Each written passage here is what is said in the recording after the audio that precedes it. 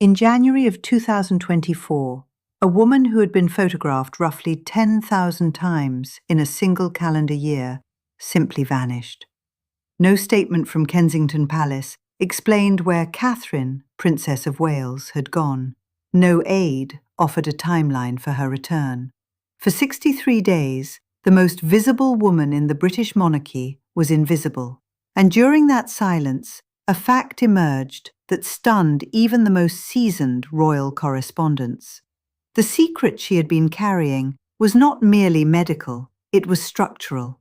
She had managed, inside an institution defined by leaks, briefings, counter-briefings, and the constant hum of palace gossip, to keep something so close that members of William's own household staff did not know what was happening.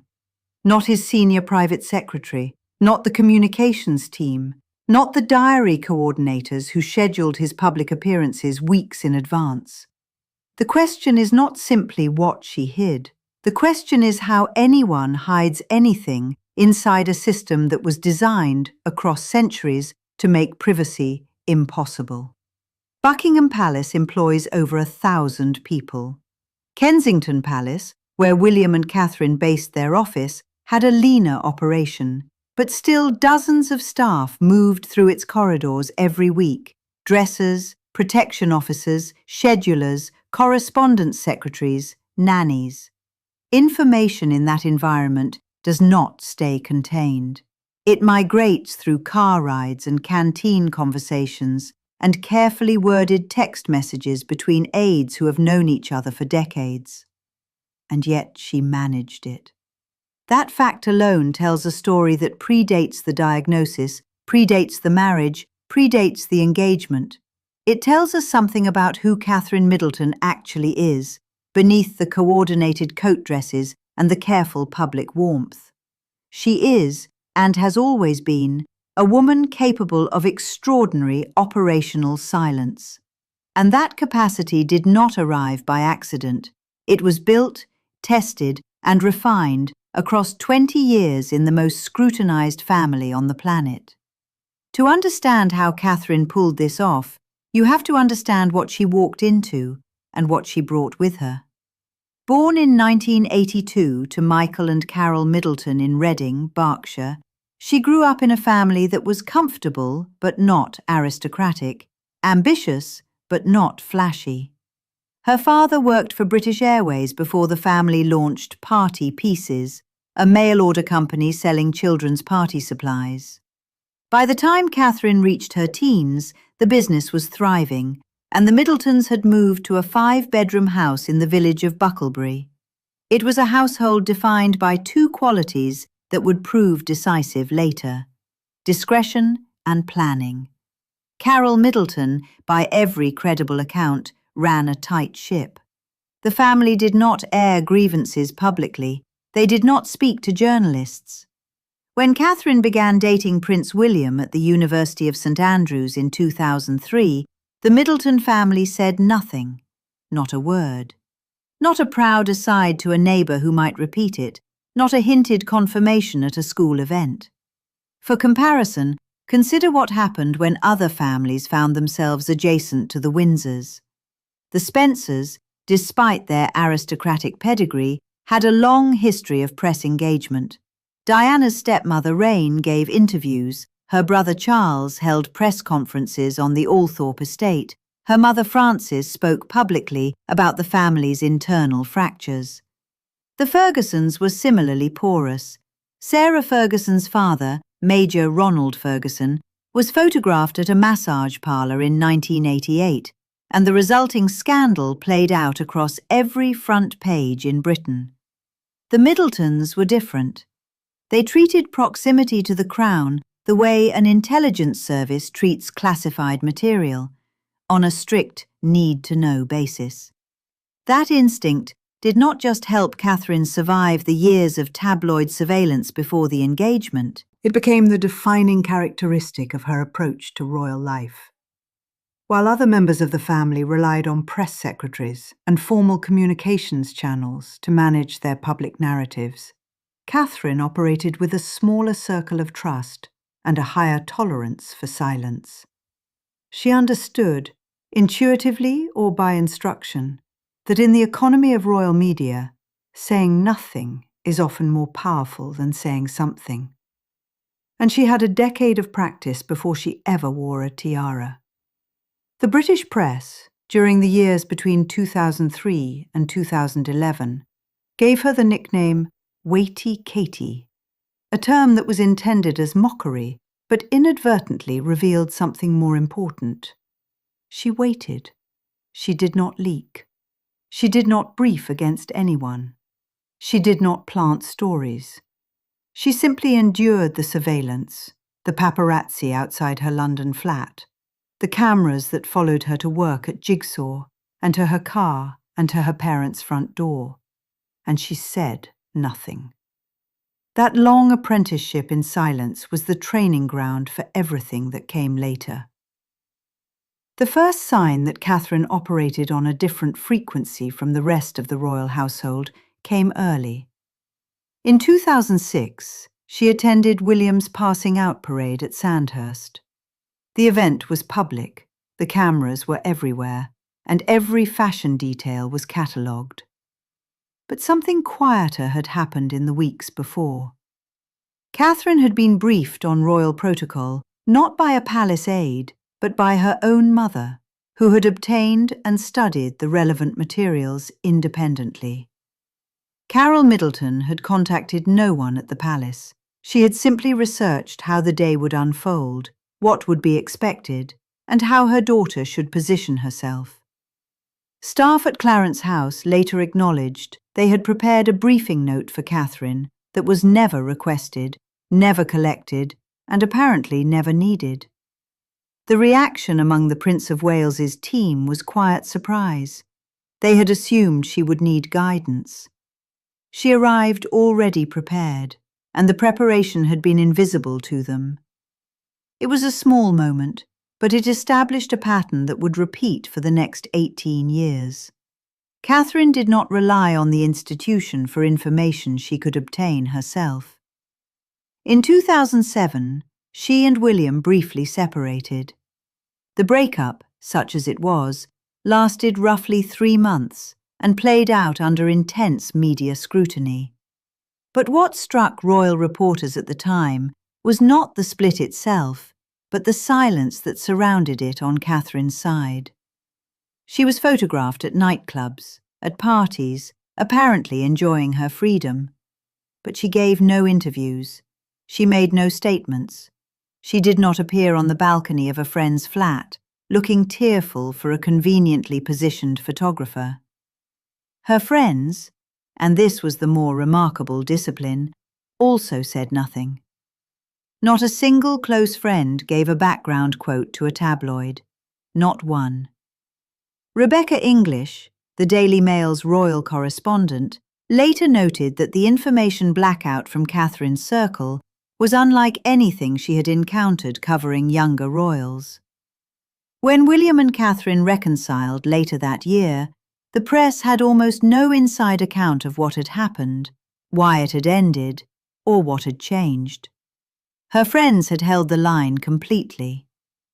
That revelation, that Catherine could command silence not just from herself, but from an entire social circle, was the first real indicator of something unusual. In 2010, the engagement was announced, and with it came the first joint interview, conducted by Tom Bradby of ITV. Catherine sat beside William in a room at St James's Palace, wearing the sapphire ring that had belonged to Diana. She was composed, measured, and almost entirely opaque. She answered questions with warmth, but revealed almost nothing personal. When Bradby asked about the breakup, she acknowledged it had happened and said it had made her stronger. She offered no detail. William, beside her, was more expansive, more willing to share. The contrast was visible in real time. Bradby later said that Catherine had given one of the most controlled interviews he had ever conducted, not because she was evasive, but because she appeared to have decided in advance exactly what she would say and what she would not. Palace communications staff had prepared talking points for both of them. William used some of his. Catherine, according to one aide who spoke years later, had prepared her own answers independently and arrived at the interview having essentially rehearsed her performance without the palace's input. That detail did not become public for years, but it confirmed what the Sandhurst episode had hinted at. She trusted her own preparation over the institution's. After the wedding in 2011, Catherine settled into royal life with a smoothness that initially attracted little attention. She attended engagements, smiled for cameras, wore increasingly discussed outfits, and produced airs. But behind the surface, she was building something. In 2013, she made a decision about the birth of Prince George that caught the palace off guard. She informed William, and only William, that she wanted her mother present at the hospital rather than a full complement of royal attendants. The request was unusual. Royal births had traditionally involved a formal structure: the Queen's gynecologist, senior household staff on standby, communications teams ready to announce. Catherine did not refuse these arrangements outright. She simply made sure her mother was there first, and that the announcement came on her preferred timeline. Staff at Kensington Palace later told the journalist Katie Nicholl that they had not been informed of Carol Middleton's presence at the Lindo wing until she was already inside. The reaction was not anger, but bafflement. The system had not been overridden, it had been quietly circumvented, and no one had noticed until it was done. The revelation for those paying attention was clear. Catherine had learned to operate within the machine without ever fully surrendering to it. By 2015, she had refined the technique further. When a decision was taken about Prince George's schooling, specifically that he would attend a Montessori nursery in Norfolk rather than a London establishment favoured by royal tradition, the announcement came as a fait accompli. Staff learned of it when the press release was drafted. The choice had been made privately between Catherine and William, with input from Carol. No committee had been consulted, no senior royal had been asked for an opinion. One former aide described the dynamic to the journalist Robert Lacey in blunt terms.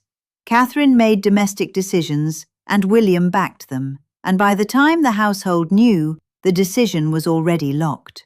The aide was not complaining. The tone was closer to admiration. The revelation was that Catherine had effectively carved out a zone of autonomy within one of the most hierarchical families in Europe, and she had done it without a single confrontation. In 2017, a small incident illuminated the depth of her information control. During a tour of Poland and Germany, a local reporter asked Catherine a casual question about whether she and William were hoping for a third child. She smiled, said something non-committal, and moved on. Unremarkable on its face. But within the travelling press pack, a quiet detail circulated. Catherine was already pregnant with Prince Louis. She was in her first trimester. She had been experiencing severe morning sickness, as she had with both previous pregnancies, and she had told almost no one. William knew, her mother knew, her personal assistant knew, because adjustments to her schedule had been necessary. But the broader Kensington Palace team did not know, and the travelling press office had not been briefed. When the pregnancy was eventually announced in September of that year, forced early as before by the severity of her hyperemesis gravidarum, senior staff expressed surprise not at the pregnancy itself, but at how long she had kept it contained. The reaction among the press team was a kind of grudging respect. One communications officer later told a colleague that working with Catherine was like working with someone who had a second, private operation running in parallel with the official one, and you only ever saw the official one. That revelation was perhaps the most telling preview of what would happen 7 years later. In 2019, during the period of intense public friction between the Cambridges and the Sussexes, Catherine demonstrated another dimension of her capacity for secrecy. the ability to absorb a narrative she disagreed with and say nothing. Reports emerged, originating from sources close to Meghan Markle, that Catherine had made Meghan cry during a bridesmaid fitting for Princess Charlotte. The story was specific, emotional, and damaging. It painted Catherine as cold, territorial, unwelcoming. Catherine said nothing. She did not brief against it. She did not arrange for friends to give counterquotes. She did not leak her version of events. For nearly 3 years, the story stood largely unchallenged in public. It was only in March of 2021, during the Sussexes' interview with Oprah Winfrey, that Meghan herself reversed the account, stating that it was actually Catherine who had been upset, and that Catherine had later apologized and sent flowers. Even then, Catherine said nothing. Kensington Palace issued no triumphant correction. There was no coordinated media response. The silence was so complete that several royal commentators noted it as extraordinary. The revelation was not about who cried. It was about Catherine's willingness to endure years of public mischaracterization rather than engage in the kind of briefing war that the institution historically rewarded. In 2020, with the pandemic forcing the royal family into a strange new mode of operation, Zoom calls, socially distanced engagements, empty palaces, Catherine made a quiet personnel decision that would prove significant. She reduced the number of people with direct access to her personal schedule. The change was framed internally as a COVID precaution, a sensible reduction in close contacts. But those who watched closely noticed that the restriction remained in place long after the pandemic's acute phase ended. By 2022, Catherine's inner operational circle had contracted to a remarkably small group: her private secretary, her personal assistant, and William. Major diary decisions still flowed through the normal channels, but personal and medical information was held within a boundary that most of the household could not cross. One former staffer described it to the Sunday Times as a series of concentric circles, with Catherine at the centre and a wall between the first circle and the second that was essentially impermeable. The reaction from the broader team was mixed. Some found it efficient, others found it isolating. But the revelation, visible only in hindsight, was that she had been tightening her information security for years before she needed it most. In 2023, Catherine underwent what Kensington Palace described as planned abdominal surgery. The announcement came in January of 2024, and it stated that the condition was non-cancerous. She would be recovering privately, the palace said, and would not return to public duties until after Easter. The statement was factual, precise, and incomplete. What it did not say, what no one outside her tightest circle knew, was that a post-operative analysis had revealed the presence of cancer. The type was not publicly specified. The stage was not disclosed. But the diagnosis was real, it was serious, and it required preventative chemotherapy. Catherine knew. William knew. A small number of medical professionals knew. And for weeks, as the British press speculated about her absence, as conspiracy theories spiraled across social media, as amateur detectives analysed blurred photographs of a woman in a car near Windsor, almost no one in the broader royal apparatus had the full picture.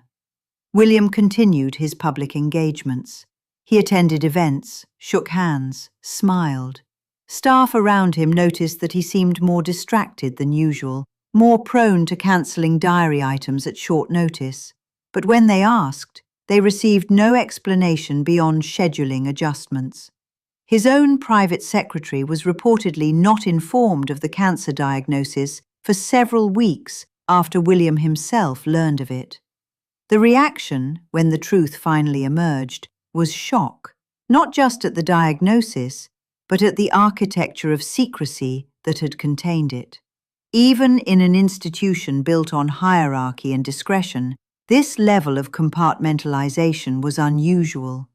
The silence broke on March 10, 2024, when Kensington Palace released a photograph of Catherine with her 3 children, marking Mother's Day.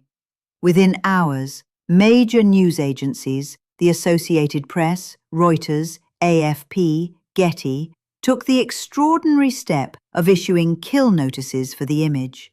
They had detected digital manipulation.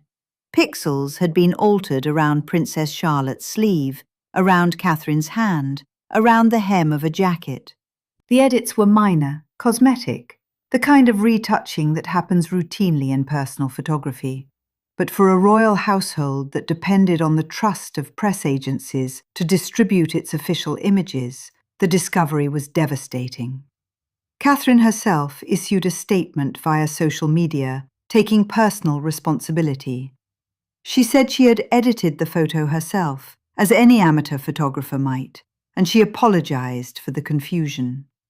The witnesses to this moment were not courtiers, but millions of social media users, and their reaction was not sympathetic, but suspicious. The doctored photograph became fuel for the conspiracy theories that had been building for weeks. Was she even at home? Was the surgery more serious than disclosed? Was William hiding something? The revelation that the photo had been altered by Catherine personally, rather than by a palace press office, actually reinforced the central truth about her. She operated independently, often without staff involvement, even in matters of public communication. But the timing was disastrous, and it deepened the very crisis it had been meant to diffuse. On the 22nd of March, 2024, Catherine sat on a bench in Windsor and recorded a video message. She was alone in the frame. The setting was green, natural, deliberately informal. She looked directly into the camera and spoke for 2 minutes and 18 seconds. She said the January surgery had been successful. She said that post-operative tests had found cancer.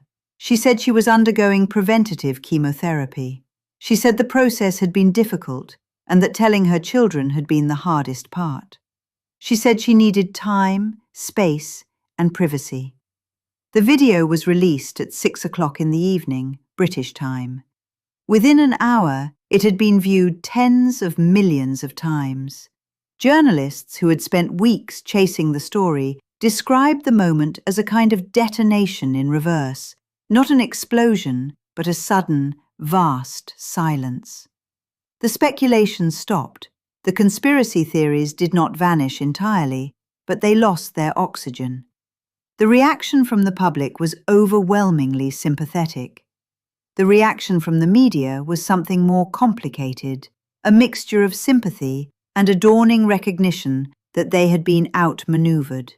Catherine had controlled the timing, the format, the setting, the words, and the emotional register of the most significant royal health announcement in decades. No journalist had broken the story. No palace aide had leaked it. She had chosen when the world would know, and the world had found out on her schedule. In the weeks that followed, William made a small number of public references to Catherine's treatment. He described the period as brutal. He said the family had been through hell, but he offered no clinical detail, no timeline, no update on prognosis. Staff around him were reportedly instructed not to discuss the diagnosis with external contacts, and the instruction was followed with a rigor that surprised even veterans of royal communications. One protection officer, speaking anonymously to a broadsheet journalist months later, said that the level of information discipline within the Wales household during that period was unlike anything he had encountered in over 15 years of royal service. The revelation was not about the cancer. It was about the machine that Catherine had built around herself, a machine designed to function in crisis exactly as it had functioned in peace, by controlling who knew what and when they knew it. In September of 2024, Catherine released a second video, again filmed outdoors, again on her own terms. She said the chemotherapy was complete. She said the past 9 months had been incredibly tough for the family. She said she was looking forward to returning to work and undertaking a few more public engagements before the end of the year. She appeared at the Remembrance Sunday service in November. She hosted her annual Christmas carol concert at Westminster Abbey in December. She looked well. She looked careful. And she said almost nothing about what she had been through beyond the bare, verified facts. The silence held.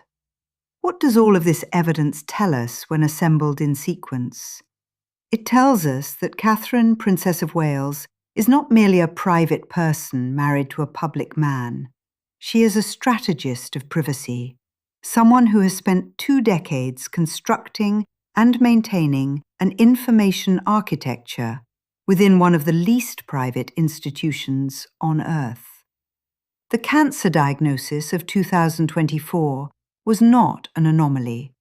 It was the culmination of a pattern that began with Carol Middleton studying Sandhurst protocol at the kitchen table and extended through a decade of silent endurance under tabloid pressure, through carefully managed pregnancies, through the deliberate contraction of her inner circle during COVID, through the refusal to engage in briefing wars during the Sussex crisis. Each of these episodes was, in retrospect, a rehearsal. The capacity to keep a cancer diagnosis from William's own staff was not improvised.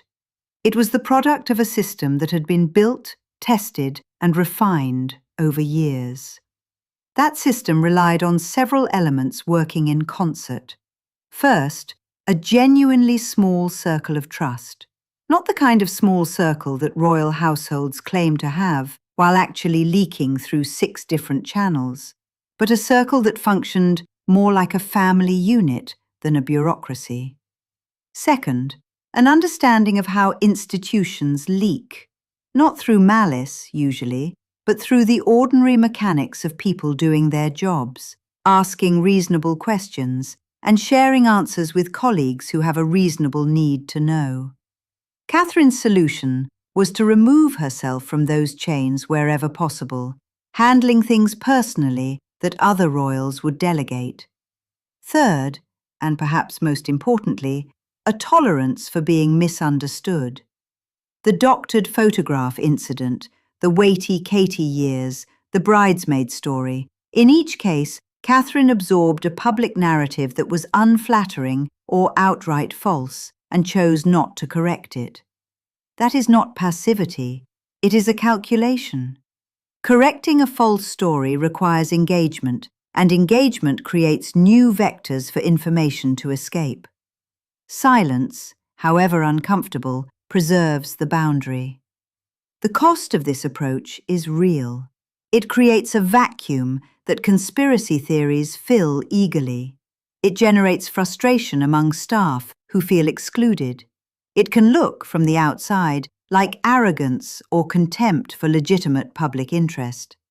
The British taxpayer funds the monarchy, and there is a reasonable argument that a princess's health is a matter of public concern, not private discretion. Those criticisms have force. But they also miss something essential about the bargain Catherine appears to have struck with herself.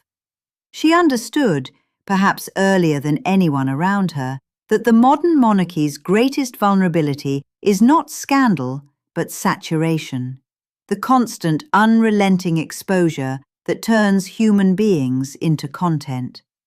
Diana was consumed by it. Meghan was repelled by it. Catherine's response was neither consumption nor flight. It was containment. She built a wall, and she maintained it, and when the crisis came, the wall held. If this account has been useful to you, subscribing to the channel costs nothing, and there are more stories like this one queued. The bell notification means you will see them when they go up. The history of the modern monarchy is full of figures who performed in public and disintegrated in private, who trusted the institution to protect them and discovered too late that institutions protect themselves. Catherine's story is different, not because she escaped that dynamic, but because she recognized it early and built her own defenses.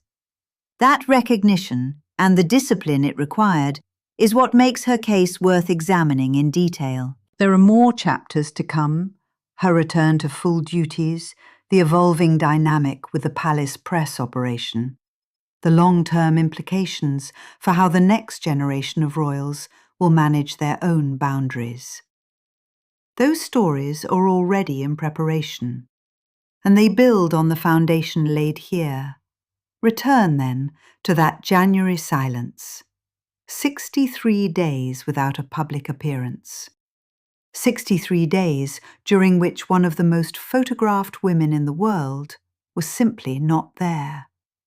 The conspiracy theories that filled that vacuum were, in their own way, a tribute to how thoroughly she had disappeared.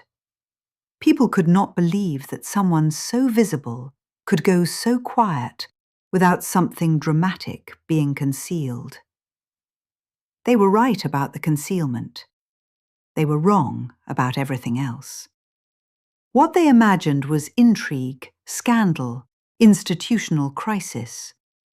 What was actually happening was a woman sitting in her home in Windsor, undergoing chemotherapy, telling her children something no parent wants to say, and maintaining, through all of it, the same operational discipline she had practiced since she was 20 years old and a boy who would be king first held her hand at a university in Scotland. The secret she kept from William's staff was not, in the end, the most remarkable thing. The most remarkable thing was that anyone was surprised. She had been telling them who she was for 20 years. She had been telling them in the only language she trusted, silence. And they had mistaken that silence for absence, for passivity, for a lack of agency. It was none of those things. It was the whole strategy, and it worked exactly as she designed it to work, in the one moment when it mattered most.